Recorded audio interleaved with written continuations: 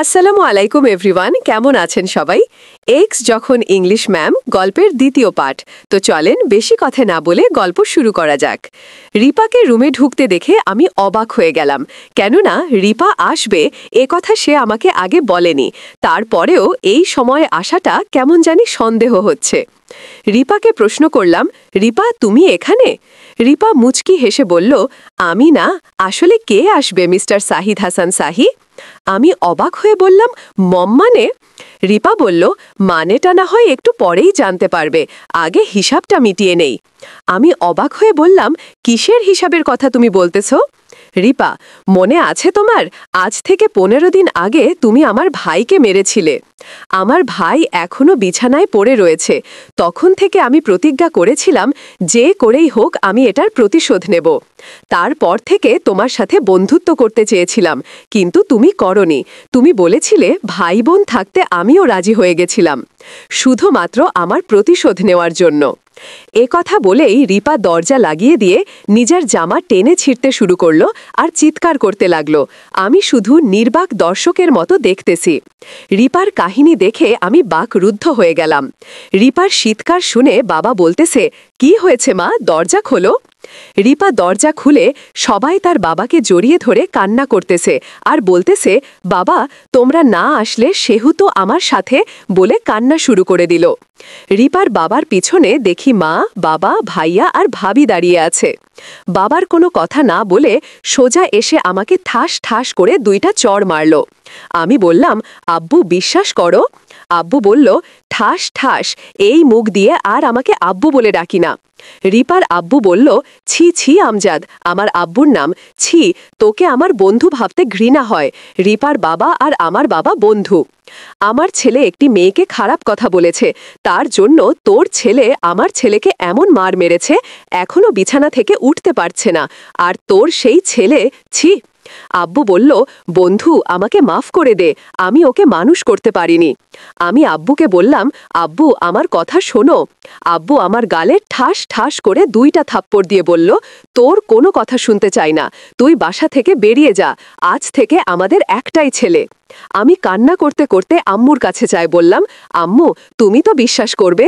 আম্মু বলল, তোর বাবা তোকে কি বলল শুনতে পাসনি? আমি ভাইয়াকে বললাম, ভাইয়া তুমিও আমাকে ভুল বুঝবেন। ভাইয়াও আমার থেকে মুখ ফিরিয়ে নিল। আমি দৌড়ে গিয়ে আব্বুর পা জড়িয়ে ধরে কান্না করতে করতে বললাম, আব্বু আমাকে বাসা থেকে বের করে দিও না, আমি তোমাদের ছাড়া বাঁচব না। আব্বু আমাকে লাথি মেরে ফেলে দিয়ে বলল, তুই যদি বাসা থেকে বেরিয়ে না যায় তাহলে আমার মরা মুখ দেখবি। এতক্ষণ থেকে যে কথাগুলো শুনতেছিলাম সেই কথাতে যে কষ্ট পাইনি, এই একটা কথা যে তার চেয়ে শতগুণ বেশি কষ্ট পেয়েছি। আমি বললাম, আমি তোমাদের কাছে এতই ঘৃণার পাত্র হয়েছি, যার জন্য আমি বাসায় থাকলে তোমাদের মরা মুখ দেখতে হবে। বেশ, আমি চলে যাচ্ছি, তবে তবে আফসোস, তোমরা যেদিন তোমাদের ভুল বুঝতে পারবে সেদিন খুব কান্না করবে। এর থেকেও বড় আফসোস, সেদিন তোমরা আমাকে খুঁজেও পাবে না। ভালো থেকো সবাই, বলেই আমি বাসা থেকে বের হয়ে দরজার কাছে এসে ভাবিকে বললাম, আম্মুকে দেখে রেখো আর এই অধমকে ক্ষমা করে দিও। ভাবি আমার কথা শুনে অঝরে কান্না করতে লাগলো। আমি আবার বলতে শুরু করলাম, এই যে মিস রিপা খান, আপনি খুব ভালো অভিনয় করতে পারেন। যদি অভিনেত্রী হিসাবে যোগদান করেন তাহলে সেরা অ্যাওয়ার্ডটা পেতে পারেন।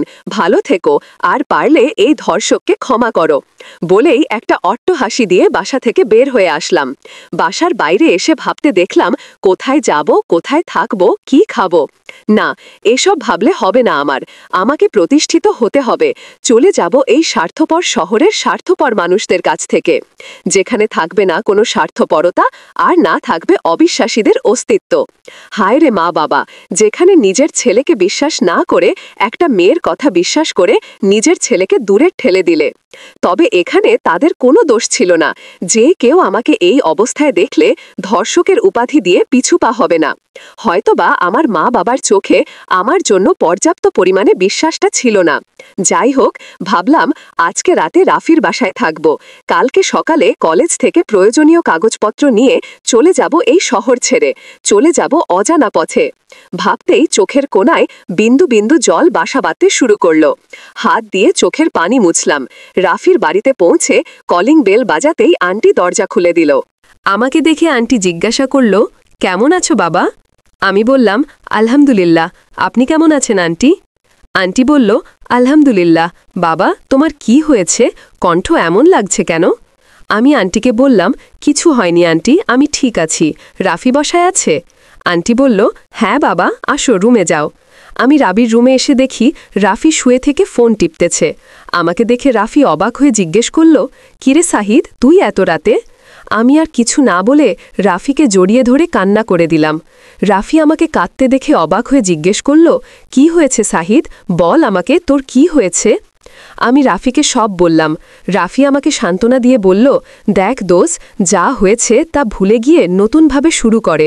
একদিন তারা তাদের ভুল ঠিকই বুঝতে পারবে। আমি চুপ আছি। রাফি বলল, সাহিদ, রাতে কিছু খেয়েছিল কি? আমি বললাম, না রে দোস, ভালো লাগতেছে না, খাবো না। রাফি আর কিছু না বলে বাইরে চলে গেল। আর আমি খাটে বসে থেকে ভাবতেছি, কি হয়ে গেল আমার জীবনে। শুধুমাত্র একটা সন্ধ্যার মধ্যেই সব কিছু পাল্টে গেল।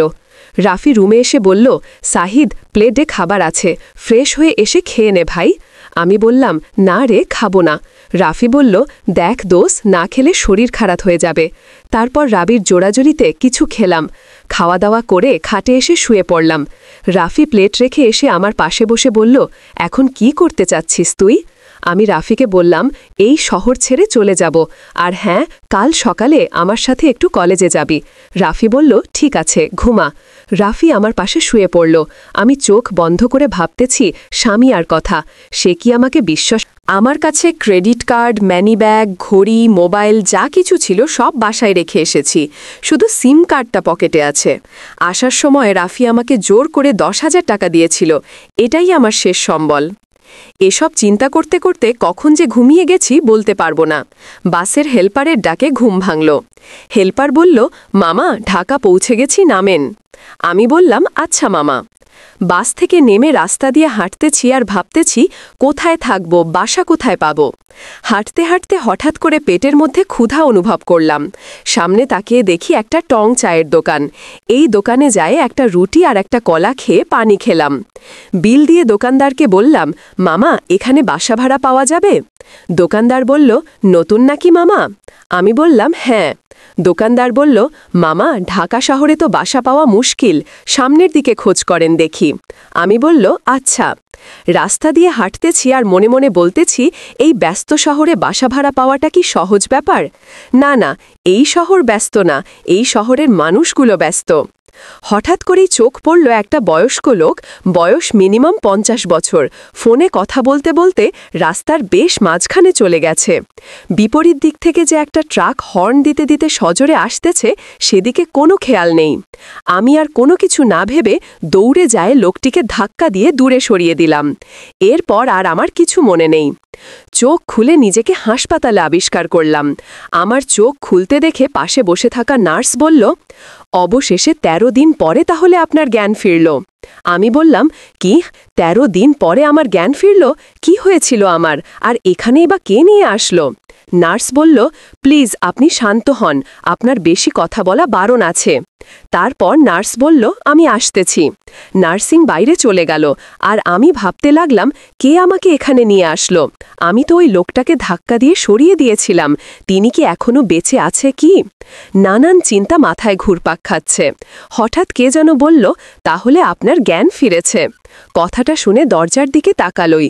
দরজার দিকে তাকিয়ে অবাক, কেননা দরজা দিয়ে রুমে যে লোকটা ঢুকতেছে সে হলো সেই লোকে যাকে আমি ধাক্কা দিয়ে দূরে সরিয়ে দিয়েছিলাম। লোকটি বলল, বাবা, তাহলে তোমার জ্ঞান ফিরিয়ে এখন কেমন লাগতেছে?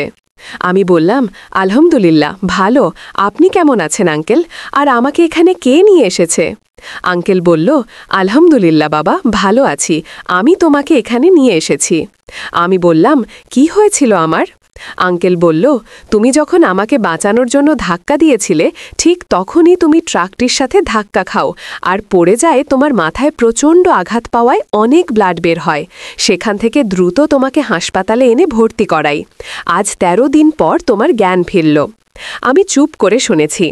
ডাক্তার আমাকে চেক আপ করে বললেন, সমস্যা যেমন নেই, 2 দিন পরে রোগীকে বাসায় নিয়ে যেতে পারবেন। বাসায় যাইয়ে কিছুদিন রেস্ট নিতে হবে আর মাঝে মাঝে চেক আপে করতে হবে। এটা বলে ডাক্তার রুম থেকে বেরিয়ে গেলেন। আঙ্কেল আমার কাছে এসে বলল, তোমার নাম কি? আমি বললাম, সাহিদ হাসান সাহি। আঙ্কেল বলল, বাবা তোমার বাসা কোথায় আর তোমার বাবা মা কোথায়? আমি বললাম, আসলে আমি এই শহরে নতুন আর আমাকে বাসা থেকে বের করে দিয়েছে। আঙ্কেল অবাক হয়ে বলল, বাসা থেকে বের করে দিয়েছে মানে? আমি বললাম, হ্যাঁ। এরপর সব কিছু বললাম। আঙ্কেল বলল, মন খারাপ করো না বাবা, আমি আছি। আচ্ছা তুমি রেস্ট নাও, আমি কিছু খাবার নিয়ে আসি। আমি বললাম, আচ্ছা। আঙ্কেল চলে গেল আর আমি ভাবতে লাগলাম কি থেকে কি হয়ে গেল আমার জীবনে। একটু পরে আঙ্কেল খাবার নিয়ে আসলো। আমি খাবার খেয়ে ঘুমিয়ে গেলাম। কোনোভাবে 2 দিন পার করলাম বদ্ধ রুমে। আজকে আমার রিলিজ দিবে। ডাক্তারের কাছ থেকে রিলিজ নিয়ে আঙ্কেলের সাথে হাসপাতাল থেকে বেরিয়ে আসলাম। বাহিরে এসে দেখি সামনে একটা দামি গাড়ি পার্কিং করা আছে। আমরা সেটাই উঠে একটা রাজপ্রাসাদের মতো বাসায় চলে আসলাম। তবে এই বাসাটা আমাদের বাসা, সরি, সেটা তো আর আমার বাসা নেই, আমজাদ চৌধুরীর বাসা থেকেও বড়। যাই হোক, বাসার ভেতর ঢুকে আঙ্কেল আমাকে একটা রুম দেখে দিল থাকার জন্য। রুমটা বেশ গোছানো। রুমটা দেখতেছি এমন সময় আঙ্কেল এসে বলল, পছন্দ হয়ে কি তোমার? আমি বললাম, হ্যাঁ। আপনি কি এই বাসায় একাই থাকেন? আঙ্কেল বলল, হ্যাঁ বাবা। আমি বললাম, আঙ্কেল এই রুমে কে থাকতো? আঙ্কেল একটা দীর্ঘ শ্বাস ফেলে বলল, এখানে আমার ছেলে থাকতো। আমি অবাক হয়ে বললাম, কোথায় গেছে আপনার ছেলে? আঙ্কেল বলল, এই পৃথিবী ছেড়ে চলে গেছে। আমি কৌতূহল নিয়ে বললাম, মানে? আঙ্কেল তখন বলতে লাগলো, তাহলে শোনো, আজ থেকে 5 বছর আগে ছিল আমার সুখের সংসার। তোমার বয়সের এবং তোমার মতো দেখতে আমার একটা ছেলে ছিল। একটাই সন্তান আমাদের। আমি ব্যবহার কাজে বাহিরে যাই। সেখান থেকে ফিরে আসতেই ছেলে আমার কাছে বায়না ধরল, আমাদেরকে নিয়ে সিলেটে ভ্রমণে যাবে। আমিও আর না করতে পারলাম না। ছেলের খুশিতে আমরা খুশি।